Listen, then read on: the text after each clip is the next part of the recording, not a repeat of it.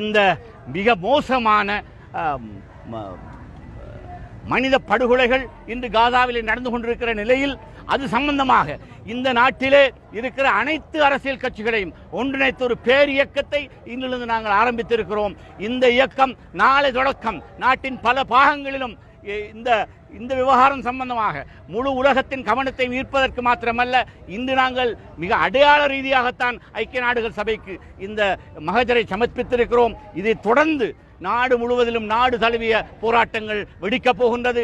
சகல கட்சிகளும் இணைந்திருக்கின்றது என்பதை நாங்கள் இங்கு அறிவித்துக் கொள்கிறோம். அதே நேரம் இது சம்பந்தமாக நாளை நடக்கின்ற ஆர்ப்பாட்டத்துக்கு பிற்பாடு இஸ்ரேலை நோக்கி ஒரு கப்பல் மூலமாக உணவை கொண்டு செல்லுகின்ற ஒரு முயற்சியிலும் இந்த நாட்டு மக்களை ஈடுபடுத்துகின்ற ஒரு மிகப்பெரிய போராட்டமாக இது ஆரம்பித்திருக்கிறது, வெடிக்கப் போகிறது என்பதை சொல்லிக் கொள்வதோடு அமெரிக்க அரசு இதற்கு கொடுக்கின்ற உதவியினூடாக மிக மோசமாக இந்த முழு சர்வதேசத்திலும் இல்லாத படுகொலை கலாச்சாரத்துக்கு வழிகோலி இருக்கிற அமெரிக்க அரசாங்கத்துக்கு எதிரான போராட்டமாகவும் இதை நாங்கள் தெரிவித்துக் கொள்ள விரும்புகிறோம். தொடர்ந்தும் இந்த போராட்டம் நாட்டின் ஒவ்வொரு மூலை முடுக்குக்கும் கொண்டு செல்கின்ற ஒரு போராட்டமாகவும் சகல இன மக்களையும் சகல சமயத்தவரையும் இணைத்த ஒரு போராட்டமாகவும் கொண்டு செல்ல இருக்கிறோம். இது யூதர்களுக்கு எதிரான ஒரு போராட்டம் அல்ல. இந்த ஜியோனிச ஆட்சிக்கும் நெட்டன்யாவுடைய இந்த கொடுங்கோல் ஆட்சிக்கும் எதிரான ஒரு போராட்டம். இந்த போராட்டத்தினூடாக முழுமையான சுதந்திரமான பலஸ்தீனம் உருவாக வேண்டும்.